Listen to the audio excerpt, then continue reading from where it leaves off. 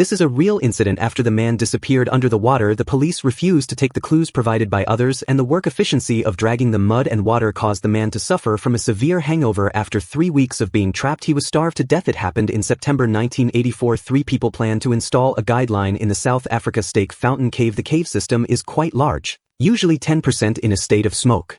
The depth of the water is about 4 meters. So in their opinion, the task is not difficult.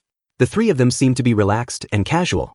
After reaching about 120 meters, they quickly installed the guide. After that, they didn't stay too long and followed the guide back on the original path. On the way back, Nuno and Malcolm suddenly found that the beat behind them had disappeared. The 2 of them immediately turned around to look for it. Because this hole has been found many times, the ancient fossil, he was very curious about it. Nuno lost his memory and Peter should go back after the 3 of them gathered continue to the entrance, but I didn't expect to leave in a few minutes. Peter disappeared again. He made a mistake in the snowfall, left the guideline many times. Although the 2 of them are very angry with Peter's behavior but also understand the curiosity of their companions, so Nuno looked back again, also on the nearby fork.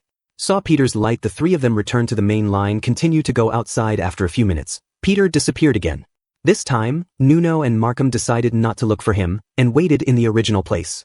But after a few minutes, Peter still disappeared. The 2 began to worry, so they searched the way back. Unfortunately, they never found Peter's voice. They went out to change the new air bottle until the bottle was used up. 4 hours passed slowly. The fire brigade's diver arrived at the scene. However, after understanding the situation described by Nuno, they were unable to save the rescue because of lack of professionalism. The police diving staff came to take over the work until night. It was 2 a.m. Nuno and Malcolm, due to the long time presence of temperature drop in the water, the frozen water was also confused because of the many searches. The police had to block the scene and stop searching. Moreover, according to the police, this situation is basically a thief's action. There is not much difference between 1 day early and 1 day late. So they plan to wait until next week when the water is good to see before they start to steal. At the same time, the police ordered to prohibit any civilian rescue teams from searching without permission, including Nuno and Malcolm. After that, the police went through 6 weeks of searching and searching. They had to give up searching and reopen the search. The face of the matter is that the search team of the Civil Flood Lovers organization found Peter on the day of the opening. The police found him in the room next to the room. Unfortunately, Peter has no life record. Before, the police searched the room. At that time, a marker was inserted only 4 meters away from the room. But Peter still passed by. Later, after calculating Peter's death time, it was the 3rd week after his disappearance. In order to be easier to be discovered by the rescue team, Peter used a bottle to make noise. He knocked out many small holes on the wall. He was here for more than 40 pounds until he died. The matter is not over yet. The police have been searching for the water for only 6 days in the past 6 weeks.